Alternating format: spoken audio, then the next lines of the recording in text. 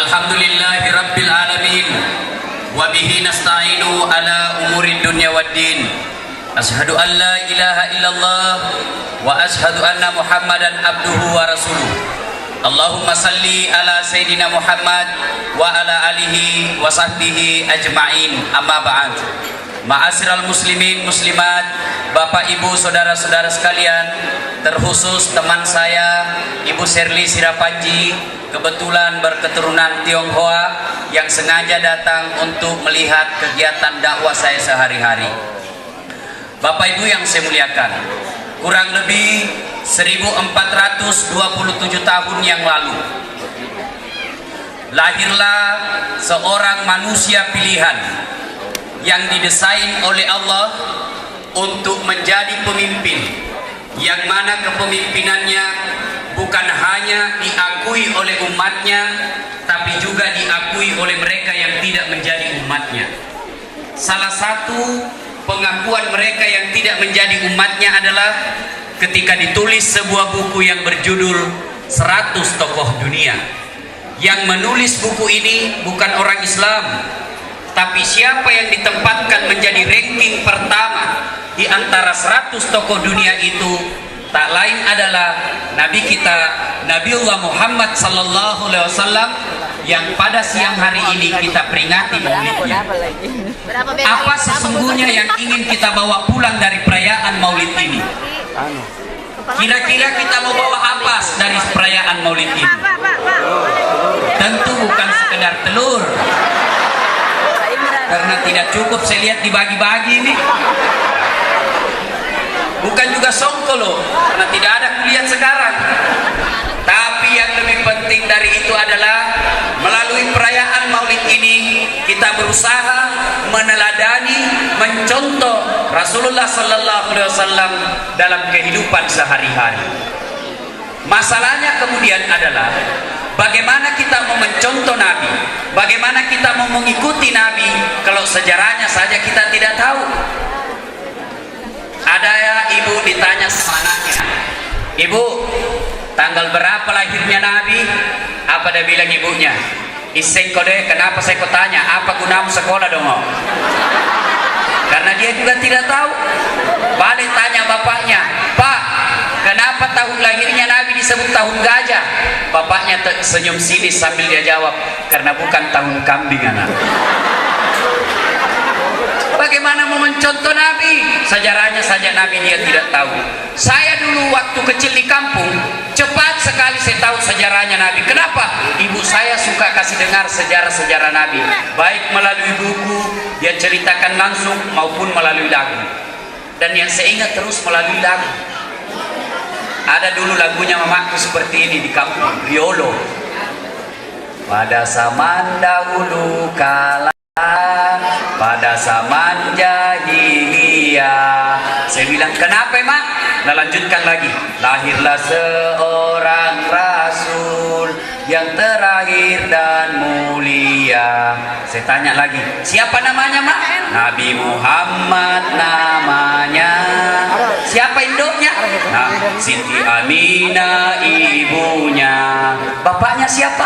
"Abdullah nama ayahnya." "Di mana tinggal? Bunguro atau Makassar?" "Madinah tempat tinggalnya." Terus saya tanya lagi, "Kenapa Mima?" "Setelah dewasa diangkat menjadi rasul." "Siapa yang angkat? Pak Lurah atau Pak Dirut?" "Oleh Allah yang kuasa." "Allah itu siapa?" "Pencipta alam semesta." Tahu adik, bagusnya lagunya orang Riolo. Dari sebaik lagu kita tahu siapa Nabi terakhir, kita tahu siapa namanya, siapa ibunya, siapa bapaknya, di mana tinggal, apa tugasnya, siapa itu Allah. Sebaik lagu ada pendidikan dakwah di dalamnya. Itu lagunya orang dulu. Lagunya anak-anak sekarang apa? Peter Pan. Ada sebaik lagunya seperti ini lagunya. "Pikiranku tak dapat ku mengerti, kaki di kepala, kepala di kaki." Pantas dongo. Kepalanya nasimpan di kakinya, kakinya di kepala, pantas tolong. Mau tidur apa lagunya? Selamat tidur kekasih gelapku.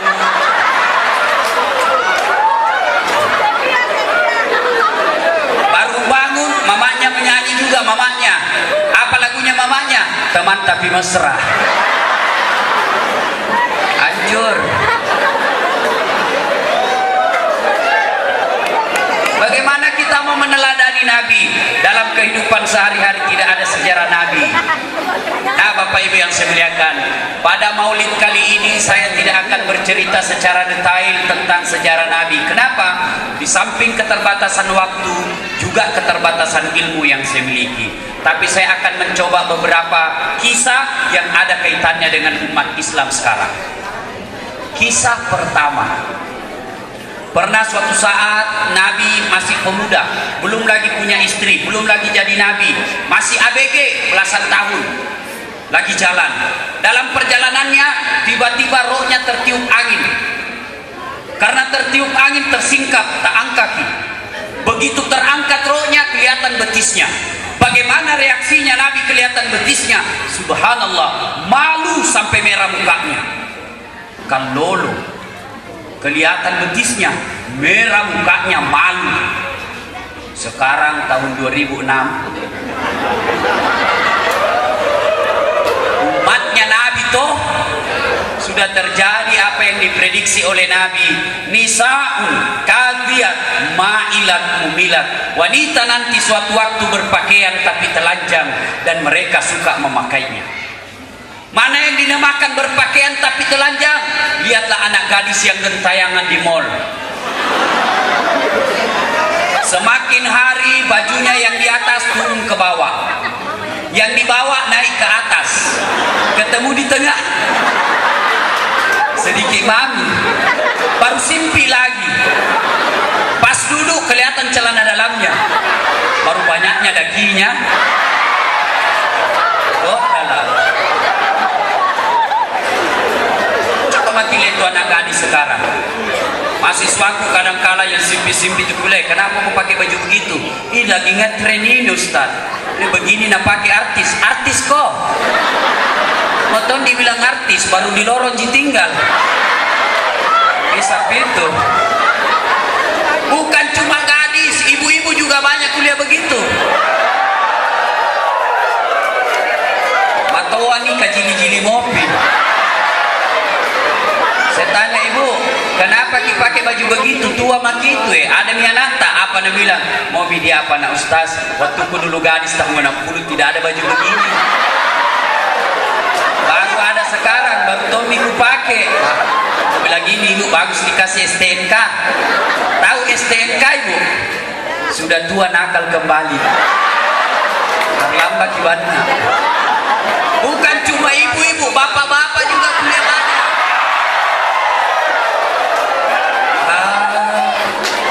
Sudah ada anaknya. Kalau hari Minggu pergi tongi Makassar di Pantai Losari, pakai celana pendek, kaos oblong, napate rambutnya. Baru kalau lihat ABG motor mati. Padahal sudah lobet. Astagfirullah. Gantolle. Tahu gantolle Pak? Gabungan tua-tua lale.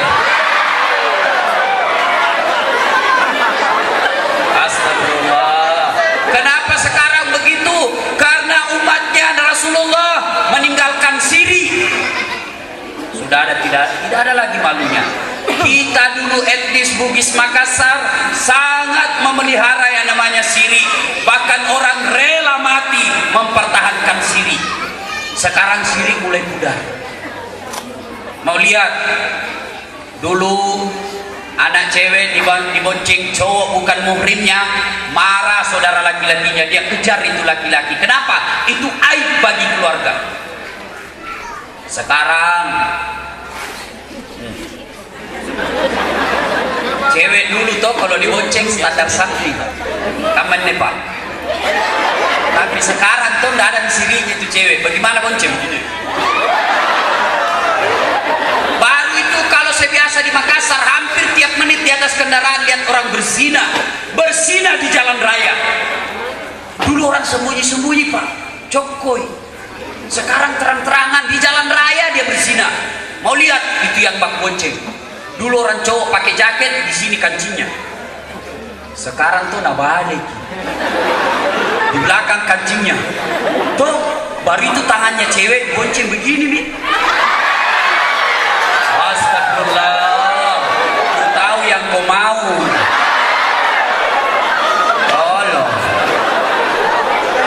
Kau ini cewek nonton di padongo-dongo. Nah bilang itu cowok, tunjukin rasa lo. Kalau Nabi bilang cowok tak tunjukin rasa lo, bilang ki, siapa sih lo? Ini sekarang sudah tidak ada siri. Mau lagi lihat tidak ada sirinya kita Pak. Dulu orang dituduh mencuri malu sampai mau bunuh diri. Sekarang Pak orang malu, tidak ada lagi malunya mencuri, koruptor.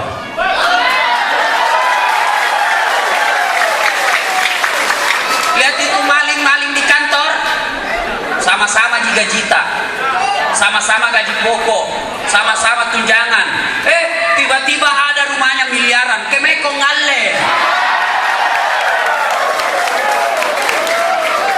Nah, ada sirinya semua itu. Pegawai PKM juga kalau tidak ada sirinya, tidak akan tinggal landas tapi kandas. Coba lihat kalau pegawai tidak ada siri, maling itu di kantor, asbak na bawa pulang. Padahal di kantor itu lolos asbak kertas karena anaknya tulis skripsi, lolos kertas printer, nerang ngasih moteri di balana. Ni gapain yang bilang orang pegang-pegang sih untuk lolos.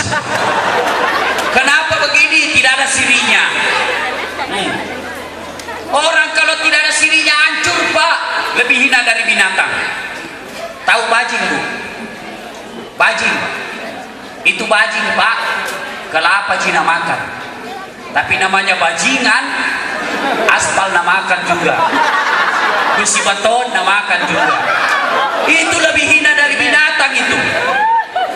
Kenapa begini? Tidak ada siri.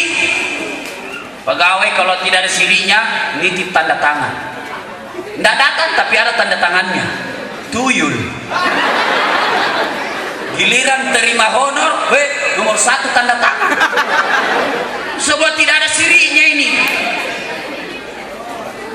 Mau lagi lihat tidak ada siri kita. Dulu kalau ada romo pengantin, dipigit itu calon pengantinnya, disembunyi 1 minggu tidak boleh kelihatan. Sekarang yang pengantin haji, yang mengundang haji, ada juga ustadz mengundang di dalamnya. Gedungnya Islamic Center, tapi apa undangannya? Calon pengantinnya sudah baku peluk. Siapa ajak?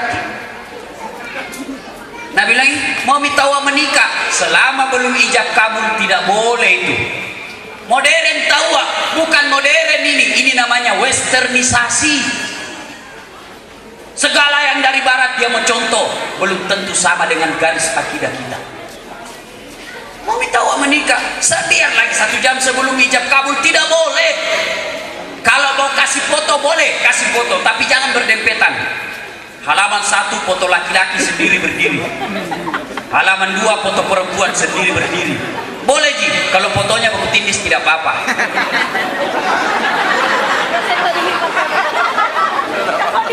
Sekarang sudah tidak ada siri Pak. Nah, mau lagi lihat hancurnya bangsa Indonesia, namanya harga diri, siri. Pemerintah dan legislatif mau bikin RUU APP, rancangan undang-undang anti pornografi, porno aksi. Tapi apa Nabi bilang itu artis? Ijo inul. Nabi bilang apa? Kalau ini diberlakukan maka saya akan telanjang bulat.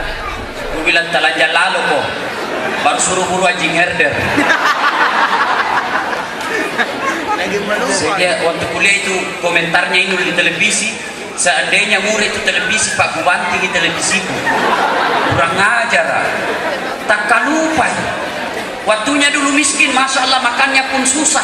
Sekalinya kaya, Tuhannya dia mau lawan. Kenapa begini? Tidak ada siri.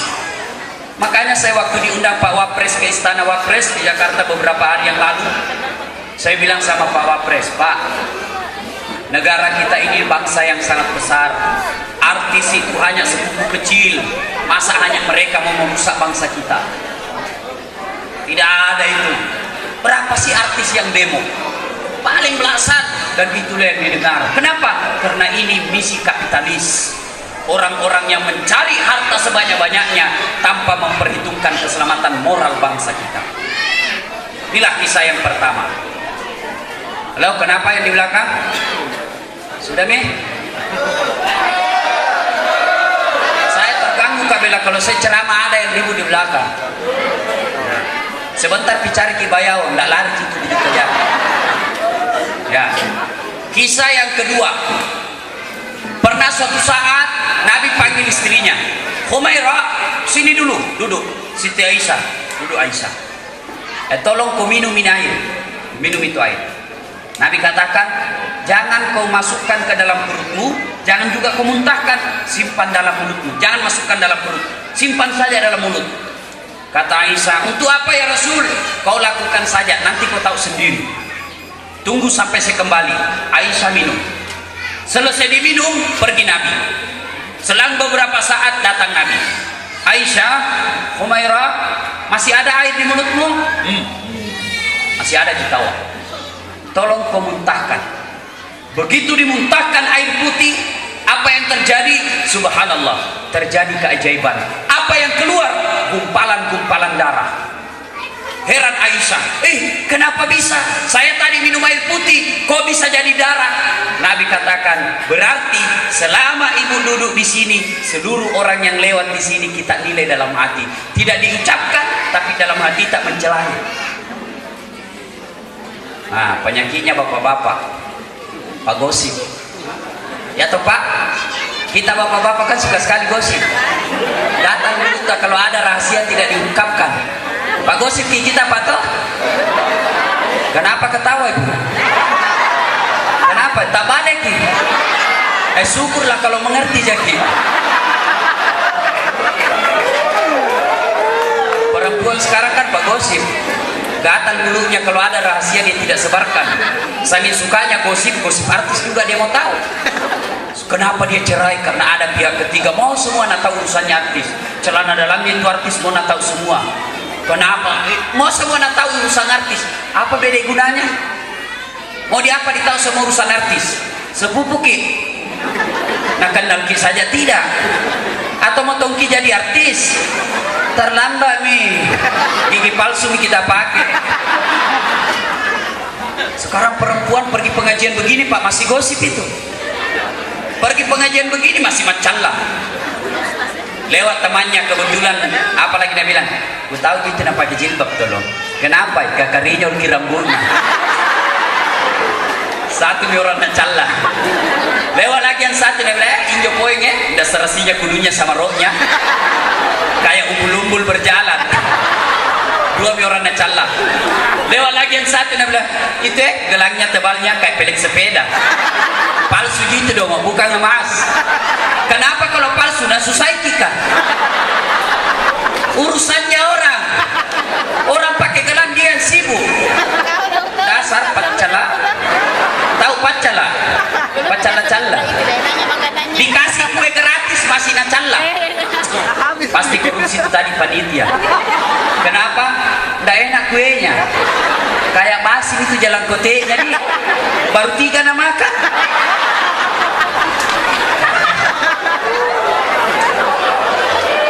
Dasar pacala-cala. Ada pacala-cala di sini? Ada. Kandala-kandala kalau tidak ada. Motor lolos.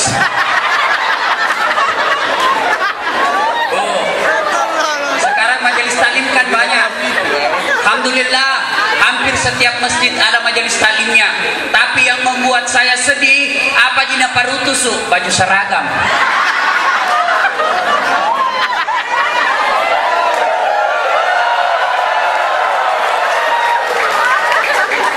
Sampai ada yang telepon saya, "Ustaz, bubar mak saya pengajian deh. Kenapa Ibu jangki? Rugi gitu." Nah bilang, "Bagaimana caranya Ustaz? Belum pilunas seragam tak yang satu.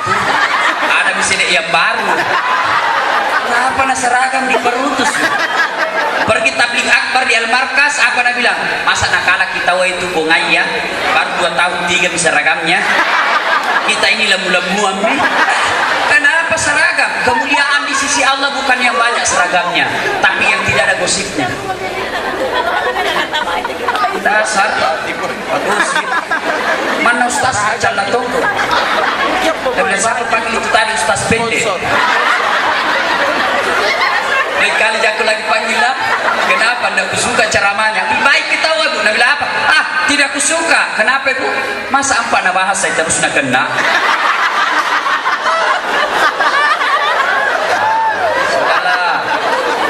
Allah katakan, ayuhibbu ahadukum, sukakah kamu memakan bangkai sesamamu manusia?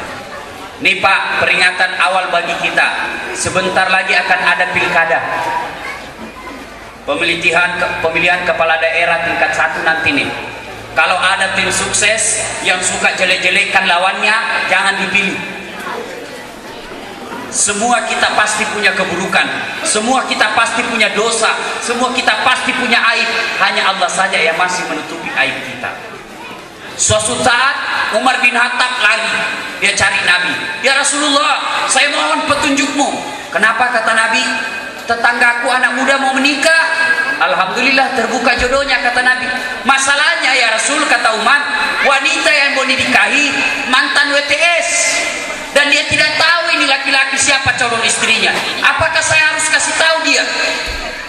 Nabi katakan, Umar, kenapa tonseng kau sibuk? Kenapa kau sibuk? Kau tahu enggak kenapa aibnya ini perempuan tidak terungkap selama ini? Kau tahu siapa yang menutupnya? Allah Subhanahu wa ta'ala. Kenapa justru kau yang ingin mengungkapnya? Apa hakmu? Jadi tidak ada hak kita untuk cerita jeleknya orang. Ada biasa tanya sama saya, Ustadz, begitu memang jeleknya, begitu sifatnya. Justru betulnya disebut ghibah, kalau salah namanya fitnah. Al-fitnatu akasaddu minal qatl. Al-fitnatu asaddu minal qatl. Fitnah itu lebih kejam daripada pembunuhan. Tidak ada jalan cerita jeleknya orang. Nabi ketika Isra, ada perempuan cantik sekali, nakala-kala tamarah. Mana Dian Sastro lewat tong. Tapi sangat disayangkan, perempuan ini kukunya terbuat dari tembaga api neraka. Dia cakar mukanya, diperbaiki, dia cakar lagi mukanya, dia cakar seluruh badannya. Kemudian dia makan bangkai orang mati di depannya. Nabi bertanya, ya Jibril, siapa gerangan itu? Jibril menjawab, itulah umatmu yang suka cari jeleknya orang. Ibaratnya cerita jeleknya orang, melihat ke atas ibu, baru meludah. Siapa nak kena? Siapa? Kita tahu cepat ya. Kenapa kita cerita jeleknya orang? Ini toh, nak buka gordennya cepat kotor, ngintip tetangga. Dede, beli bisa di televisi. Nak cicilin jo pasti dong. Kenapa tahu kalau nak cicil kita kan suruh bayar? Urusannya orang. Tiba-tiba beli lagi kulkas, Nabi bilang, dede, sangin cicilan mami ribala. Nah, urusannya orang. Ini namanya orang yang rezekinya, dia naik tensinya. Sudah miskin, pak gosip lagi, jelek lagi mukanya, hancur. Sudah, kalau tetangganya rezekinya, halo ibu, kalau tetangganya rezekinya, jangan syirik, berdoa kepada Allah. Ya Allah, buka kantongi pintu rezekinya suamiku supaya saya bisa cicil televisi seperti tetangga.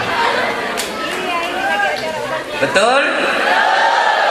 Kalau ibu-ibu biasa dilihat ujung pandang, di sini insya Allah sama ji. Toh, beli sayur ji mau beli 4.000, sayur ji mau beli 1.000. Datang ibu A, ibu B, ibu C, belum mandi masih pakai daster, masih busa-busa mulut. Datang ibu A, pertama nak cerita sinetron. Kita lihat itu tadi malam rahasia ilahi. Iyo, jelek nasi pak na mertuana di. Iyo, pantas makan belatung. Akhirnya, nah bilang yang satu, iyo, tapi seperti itu tetangga tak ya. Sinetron pertama na cerita langsung tetangga jadi korban. Baru yang satu suka sekali codok, nah bilang iyo begitu memang bede, padahal tidak nak tahu itu urusan. Suka sekali codok-codok. Bu, kalau tidak mau berhenti codok, saya khawatir nanti seperti nasib Tan Toge. Tahu Toge? Coba lihat itu Toge, Bu. Selalu ikut campur, bikin soto ubi, sop ubi, ada. Soto Banjar, ada. Gado-gado, ada. Pecel, ada. Kangkunca, ada. Acar, ada. Jalan kote, ikan doang, selalu ada. Karena ini Toge selalu ada, makanya dia ditakdirkan tidak ada yang lulus. Semuanya bengkok. Ya toh? Jadi kalau ada pegawai PKN sampai di kantor masih pagi-pagi sudah gosip teriaki, woi pagi-pagi Toge bisa deh.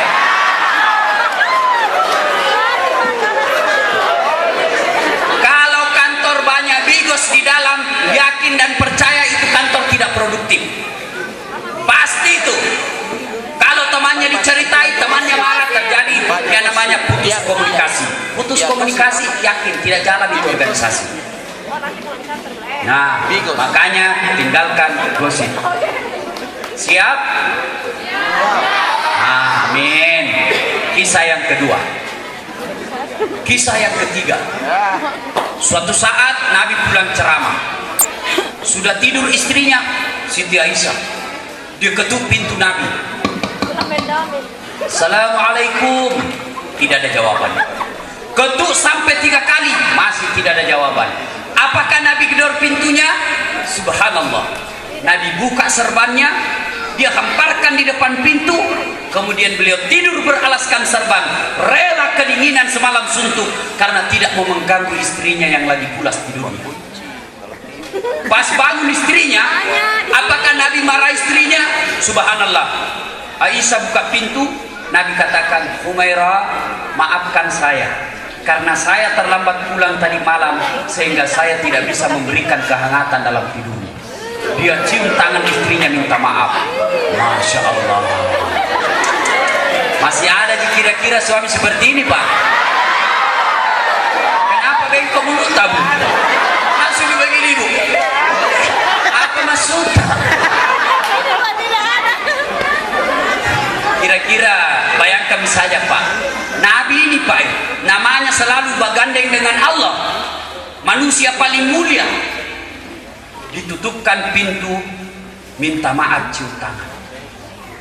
Kira-kira kalau kita, Pak, kita cari uang, direktur gini, nah tutupkan ke pintu cerita.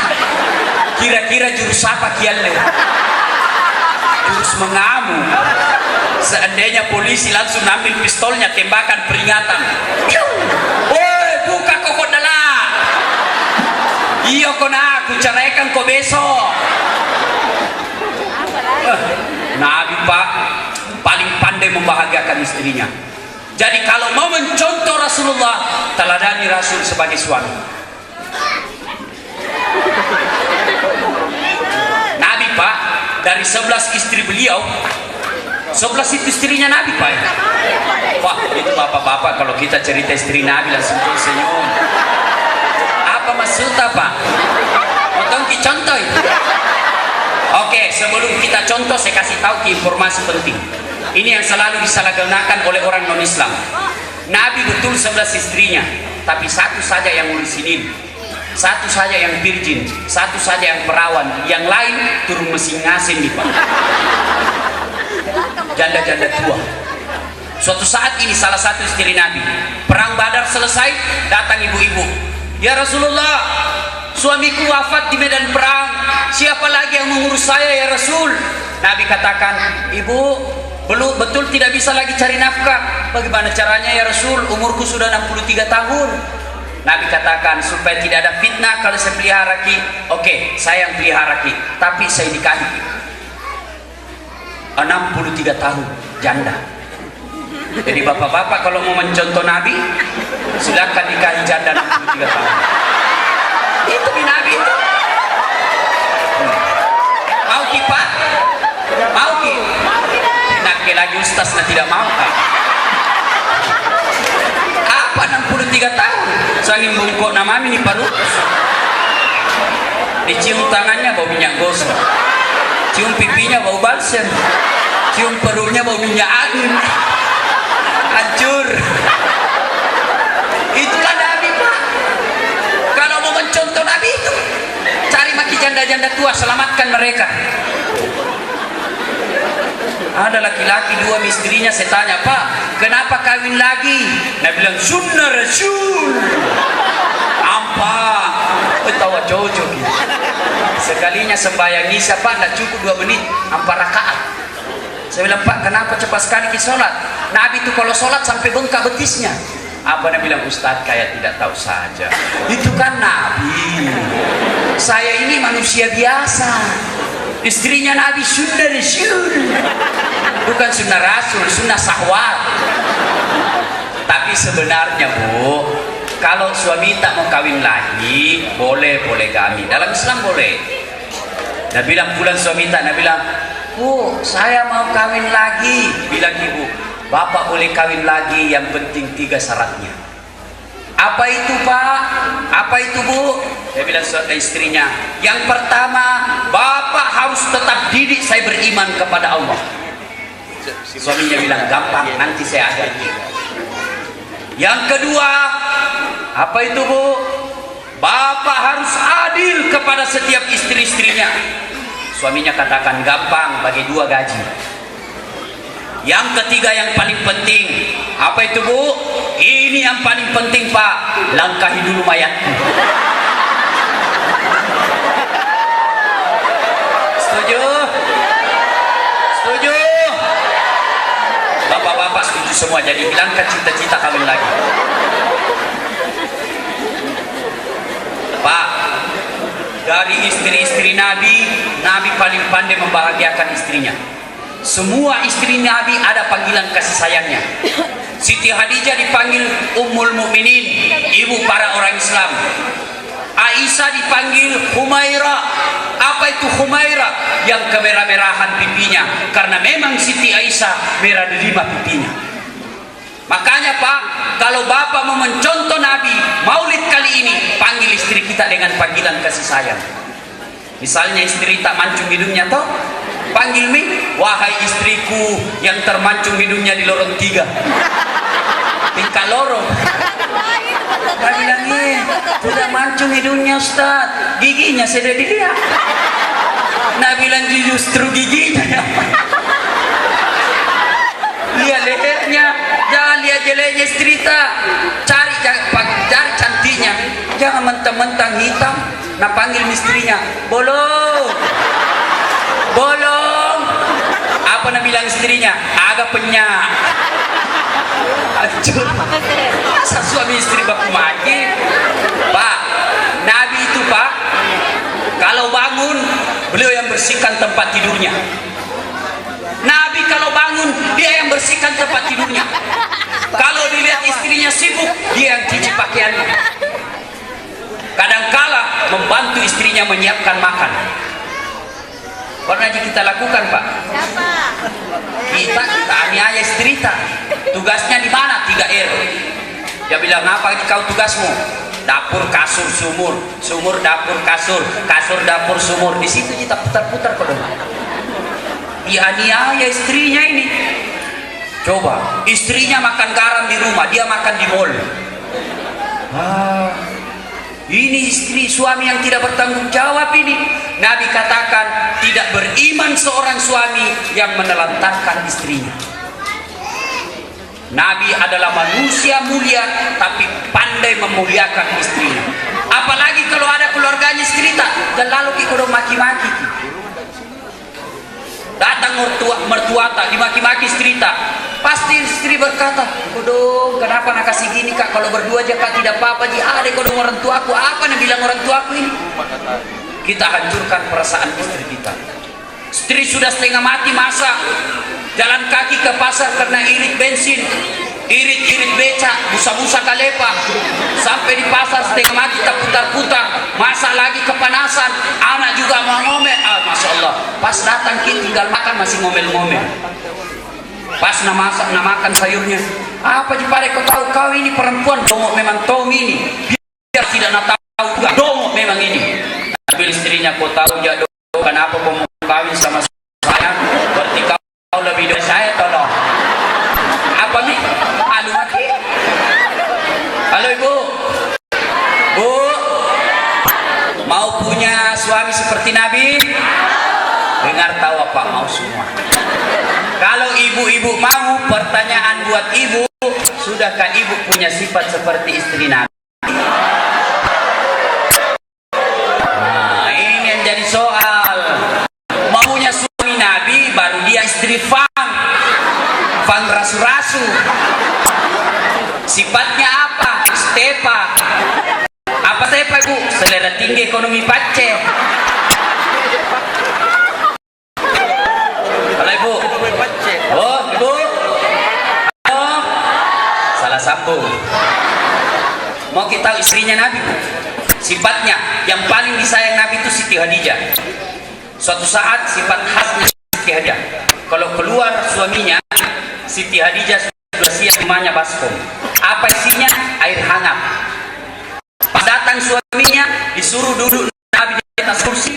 Kemudian suaminya masuk dalam baskom, air hangat, diurut-urut telapak kakinya sambil bersihkan. Nah, bisa ibu? Nah, bapak beli mewah di baskom nanti. Kasih cerita. Hikmah maulid. Langsung saja di baru kasih baskom. Oh, pijat suami. Kita pijat suami tak? Tidak pernah. Pantas suami tak kapan pijat. Nabi tahu pijat suami. Hanya para sanji. Mana? Apa Nabi bilang? Pas suruh-suruh sekali lagi-lagi ya. Sedikit lagi gajinya. Aku tahu dia mau kawin sama kau. Apalagi tidak mau Nabi. Nabi katakan, kenapa kau sholat? Tadi kamu cambuk. Dia bilang, aswat, ya Rasulullah, itu tadi cerita barangkali. Saya tahu tidak mungkin kita baju tidak sensitif seperti tadi. Saya mau kulitku yang hina bersentuhan dengan kulit Anda yang mulia sebelum Anda meninggalkan kami. Saya tahu ini sangat mungkin kita berperlu. Saya kulitku yang hitam pudar ini bersentuhan dengan kulit Anda yang mulia. Kalau saya nanti ada di masuk surga, pasti beda kelas tak. Ikate kelas ID, inake kodong kelas ekonomi. Nabi terharu sambil meneteskan air mata dan berkata, saudara-saudara sekali, kalau melihat mas saya nanti surga, inilah dia, karena begitu cintanya kepada Rasulnya. Jadi kalau mau menjadi temannya Nabi di akhir nanti, dia tak cinta, penyayang Rasul. Bagaimana caranya? Bukan ketahan. Kisah yang suatu saat Nabi ke masjid. Sampai di sini, Nabi parkir sendalnya. Parkir sendalnya, ada fakir miskin di samping. Dia lihat ini sendalnya Nabi. Nabi kata, kenapa? Ini fakir miskin. Dia bilang, bagus tahu sendal tadi. Nabi, ya, inilah sendal yang terbaik pasca. Selesai sholat, Nabi berikan rumahnya di fakir miskin. Assalamualaikum. Waalaikumsalam. Baginda, kenapa? Ini tadi kayaknya masjid kita lihat di sendal. Iya, bagus nih. Iya, ini sendal paling dan san. Kalau kita alhamdulillah ada kesempatan bagi saya untuk berbuat baik kepada kita. Tolong terima ini saya pada Anda. Ambil sendal. Ini berarti kalau kita mau mencontoh Nabi pada kali ini, jadilah kita yang jadi bagi alias tinggallah tanpa jamaah. Tapi kita umat Islam seke, mau lihat sekenya orang Islam Pak, kebanyakan celengan. Saya kalau khutbah Jumat, saya lihat Pak, hampir tidak pernah asing lancar. Pas singgah, limbi. Membilang ngomong surga. Kita punya surga. Kasih saya di terminal 2. Pernah kasih di terminal? di WC besar 1.000, air kecil 500. Pernah kau air besar kasih uang 1.000? Nabi bilang penyanyi kenapa 1.000 sakit? Air besar lagi sakit. Nabi bilang balik masih kencing juga toh. Oh iya, sorry Jess, kasih 1.000. Nabi bilang apa? Apa? Nggak ada uang kecil. Siapa 500? Nggak ada uang kecil. Jadi bagaimana? Nabi bilang kecil mati saja lagi. Coba kencing di terminal 2.000 beres, kita mau masuk surga limbi. Itu sekian apa bapak? Kalau ibu mau lihat, kalau dia beli sayur berapanya? 500 satu juga. Dek jalan nanti aja lagi pancing sakit mentong ini dan ini. Apa kau begitu deh? Orang punya sayur dia ramah. Dia bilang dai tahu bagi palu 4,5 mau nak. Astagfirullah 50. Nah tahu aja dasar tahu patah tahu. Kalau beli sayur di mall kita tahu ibu. Tawarnya penjaga orang gila. Padahal yang punya mall orang kaya, yang paganding untuk 30.000 untuk nyari kaki tawar. Kasar hobi tawar, jelek na hobi. Ada tawar, ada juga ibu tidak tawar. Berapa dek? 500. Nah, 500. Tapi apa nak bilang? Tambahan aja dulu nah. Mas lemo. Kasar kirigan lang.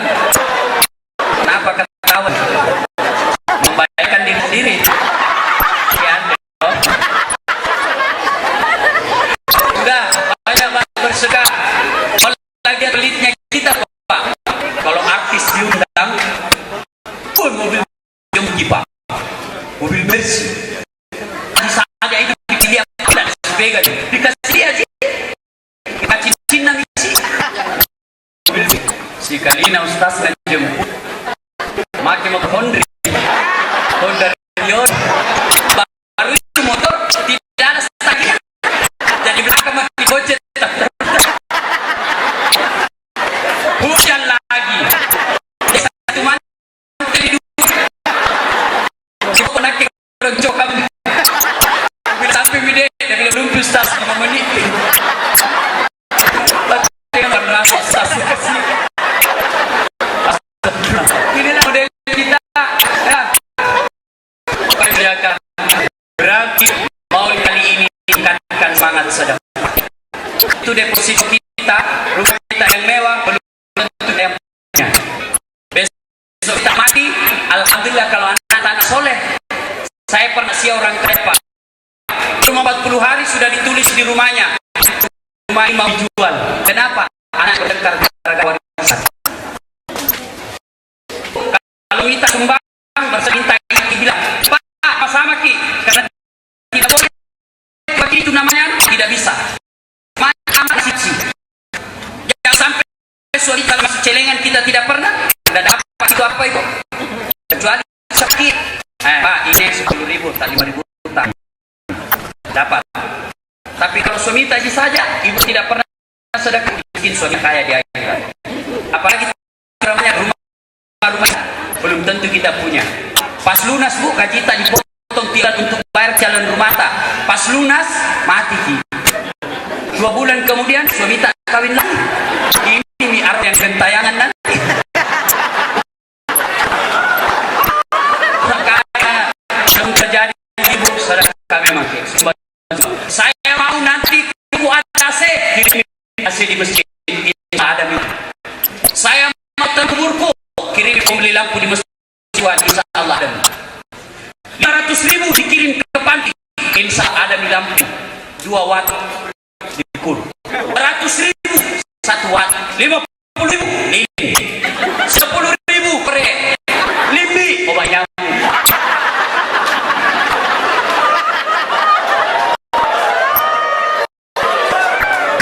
Bapak Ibu yang saya muliakan, rajin bersedekah ya. Nah, saudara-saudara Bapak yang saya muliakan, sebenarnya banyak hal yang ingin kita uraikan, tapi waktu jualah yang membatasi kita. Terus, betul? Menghina ini Bu. Kira kalau tukang parkir terus. Ustaz ini bu. Capek? Betul? Ustaznya capek. Atau begini saja, kalau mau didengar ceramahnya Ustaz Dasad, mudah-mudahan sampai di sini. Ada ceramah saya di beberapa radio, ya.